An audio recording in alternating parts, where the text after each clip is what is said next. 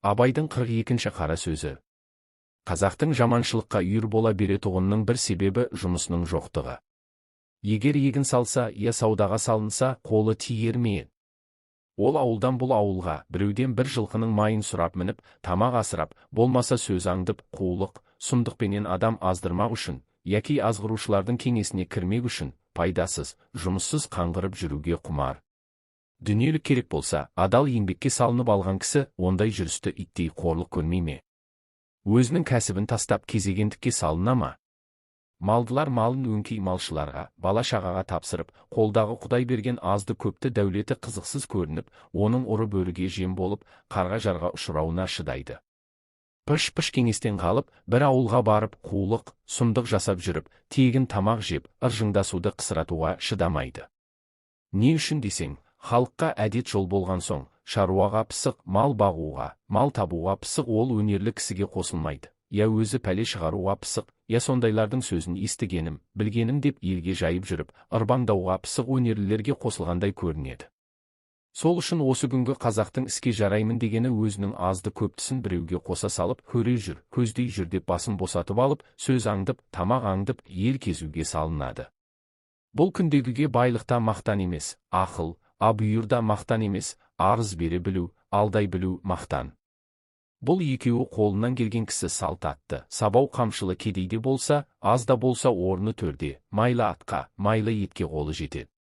Жел өкпелеу, мақтаншақ байларды, сіз айтсаңыз, отқа түсуге бармын деп желдендіріп алып, шаруасын қылмаяқ, малын бақпаяқ, содан алып киімін бүтейтіп киіп, тәуір атын мініп алып, қатарлы бір құрметке жетіп жүре береді. Ол бай өз тыныштығында білмейді, бос шығынданғанында ескермей. Бір кісімен сөйлессе, мұны қайтеміз деп бағанағы антұрғанмен ақылдасады. Ол сиырдың жорғасы секілденіп, қарайғанда жалғыз өзім болсам екен дейтұғын ниетімен және де ақылдасар досы көбейсе, қадірім кетіп қалады деп ойлап, ой, Тәңір-ай, соны білмей тұрсыз ба? Ол ана қулық қой, бұл мына қулық қой деп, оған бүйдей салсаң болмай ма деп бар оңбаған жауапты үйретіп, амалшылықтың жолын үйретем деп, ол байдың өзін кісіге сенбейтұғын қылады. Және байдың өзіне де адам сенбейтұғын болады. Байдың өз жауабы, өз мінезі оңбай тұрған соң, бағанағы кісі бұзылса, әлгі антұрған бағанағы байға, мен айтпап па едім, оныкі қулық сөз деп, міне, көрдің бе? Деп екіншіде тырбетпейтұғын қылып алады. Ендігі жұрттың ақылы да, тілеуі де, харекеті де осы. Абай Құнанбайұлының 42-ші қара сөзі. Қазақ қоғамындағы әлеуметтік мәдени дағдарыстың терең тамырын ашып көрсететін аса өзекті әрі өткір туынды. Бұл сөзде, Абай қазақ халқының бойындағы жалқаулық, бейқамдық, қулық-сұмдыққа үйір болу сияқты ұлт ретінде ілгерілеуге кесірін тигізетін қасиеттерді сынға алады. Ол қоғамда қалыптасқан дағдыны, адамның ішкі жан дүниесіндегі ұсақтық пен қорлыққа бойсынуды, кертартпа әдеттерді барынша ащы шындықпен бейнелейді. Бұл қара сөз жай ғана моральдық үгіт емес, бүтін бір қоғамдық құрылым мен мінез жүйесіне жасалған терең психоәлеуметтік талдау. Абай ең алдымен қазақтың жаманшылыққа бейім болуының себебін жұмыссыздықтан, мақсатсыз бос жүруден көреді. Оның айтуынша, егер қазақ мал шаруашылығымен сауданы игеріп, егіншілікпен айналысса, қолы босамай, қоғам үшін пайдалы істермен шұғылданар еді. Бірақ өкінішке қарай, қазақ қоғамының көп бөлігі қолына бір жұмыс ұстамай, ауылдан ауылға қаңғырып, тегін тамақ пен бос әңгіме аңдуды әдетке айналдырған. Мұндағы негізгі проблема еңбектің қадірсізденуі. Абай дүниелік керек болса, адал еңбекпен тап дейді. Бұл оның еңбек этикасына деген терең көзқарасы. Қазақтың адал еңбекте емес, қулықпен пайда тапқанды мақтан көруі Абайды ерекше қынжылтатын тұс. Абай еңбекке емес, сұмдық пен айлакерлікке жақын адамның қоғамда абыройлы болуының өзіне терең наразы. Мұндай адамдардың ауыл арасында жағымпазданып, байларға жылы сөз айтып, олардың көңілінен шығу арқылы өз пайдасын тауып жүргені, ол заманның ғана емес, бүгінгі күннің де шындығы. Байдың маңында жүрген бұл антұрғандар елдің ішіне іріткі салып, тыныштықты бұзушы, өтірік пен өсектің желін үрлеуші. Абай мұндай адамдарды итке теңейді, себебі олар нағыз еңбек етпей, біреудің мал-мүлкіне, ықпалына масайрап өмір сүреді. Ең қорқыныштысы, осы жағдайдың қалыпты әрі үлгі боларлық нәрсеге айналып кетуі. Абайдың бұл сөзінде қоғамда кім қадірлі деген терең сұрақ тұрады. Ақылды, абыройлы, адал адам ба? Жоқ, ол емес. Арыз бере білу, алдай білу мақтан дейді Абай.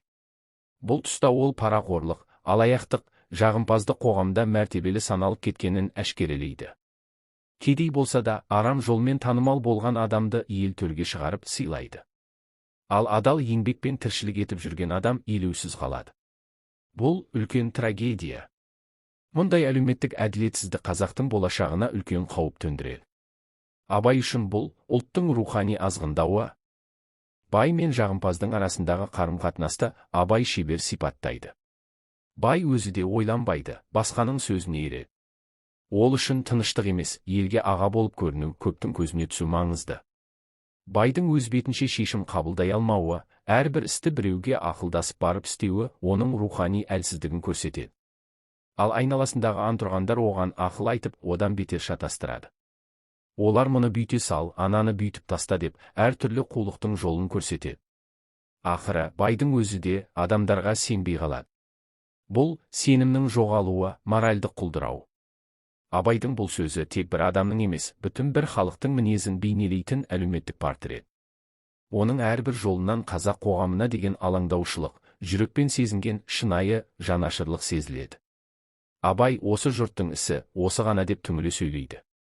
Ол үшін байлық мақсат емес, еңбекпен тапқан, ақылмен басқарылған дүние ғана құнды.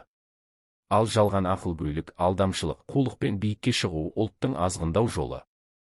Бұл сөздің философиялық астары да терең. Мұнда адамның еркіндігі мен жауапкершілігі, ар-намыс ұғымдары қатар өріледі. Абай адамды азғын ететін кедейлік емес, жалқаулық пен адал еңбекке деген жиіркеніш екенін анық көрсетеді.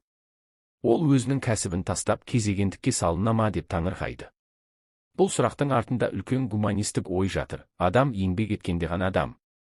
Ал кісі ақысын жеп, араммен жүрген пенде, адамдық жолдан адасқан бейне. Абай адам мінезінің өзгермейтінін мойындамай. Ол адамды түзеледі, үйренеді деп сенеді. Бірақ қоғамда жақсы мінез, ар-намыс емес, айла мен арыз-ғойлық бағаланса, адам өзгеруі қиын. Бұл Абайдың ішкі трагедиясы. Ол ұлтына сенеді, бірақ ұлтына ренжулі. Бұл реніш махаббаттан туған реніш. Сондықтан ол ашыда болса шындықты айтады. Бұл қара сөз тек өткен ғасырдың бейнесі емес, бүгінгі күнге де толық сай. Бүгінде де қоғамда адал еңбекпен емес, жалған беделмен күн көріп жүргендер көп. Абайдың сөзі бізге айна. Қазіргі таңда да кейбіреулердің негізгі әрекеті сөз аңду, пара беру, қулықпен шығу. Бұл ұлттық менталитеттегі ең үлкен дерттердің бірі. Абай өз замандағы түзелу мүмкіндігін сөз еткенде, оның жолында көрсетеді: еңбек, ар, ақыл, ұя. Бұл төрт қасиет қоғамды тазартады, адамды түзетеді. Сондықтан да Абай ақыл, абүйір, мақтан емес деп қынжылады. Осы бір жолдың астарында тұтас бір ұлттың түзелу формуласы жатыр. Егер халық адал еңбек пен ақылды мақтан етсе, онда ол елдің болашағы бар. Ал қазіргі таңда да сол формулаға оралу уақыт талабы. Абай 42-ші қара сөзінде психологиялық дәлдікпен адамдардың мінезін, ішкі мотивтерін ашады. Қулықпен күн көріп жүрген адам өзін іштей жақсы адам деп ойлайды. Себебі ол өзін шаруасы бар адам ретінде елестетеді, бірақ оның шаруасы тек біреудің сөзін аңду, өсек тарату, алаяқтық. Бұл өзін-өзі алдау. Абай мұны терең түсініп, оны тоқтатуға үндейді. Ол сөз арқылы қоғамды тазартып, шынайы адамгершілік жолына бағыттағысы келеді. Бұл қара сөзде эстетикалық тәсілдерде мол. Сөздік құрылым, риторикалық сұрақтар, мысалдар, барлығы Абайдың шеберлігін көрсетеді. Ол әрбір сөйлемінде бір идеяны тиянақты жеткізеді. Тіл байлығы, стильдік еркіндігі Абайдың жазушы ретіндегі биік деңгейін аңғартады. Әсіресе пыш-пыш кеңес, салт атты, сабау қамшылы кедей секілді тіркестер қоғамның шынайы келбетін суреттейтін метафоралар. Мұндай тіркестер арқылы ол қоғамның рухани дертін шебер бейнелейді. Абай осы сөзінде ұлттық мінез, қоғамдық құрылым, адамгершілік қағидалар және еңбекке деген көзқарас мәселелерін терең философиялық тұрғыда қарастырады.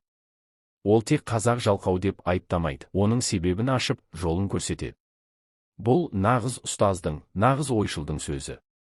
Ол әр сөзі арқылы халқына айна ұстап, өзін көріп, ойлансын деген ниетпен жазады.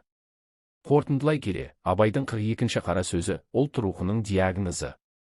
Бұл сөзде халықтың теріс мінезі мен құндылықтарының дағдарысы ғана емес, одан шығу жолы да көрсетілген. Абай еңбектің, адалдықтың, ақылдың, ар-намыстың құнын биік қояды. Осы қасиеттерді ұлықтап, оларды өміріміздің басты өлшеміне айналдырсақ қана Абай армандаған қоғамға қол жеткізе аламыз. Оның сөзі кешегі күннің шындығы ғана емес, бүгінгі мен ертеңгі күннің де темірқазығы.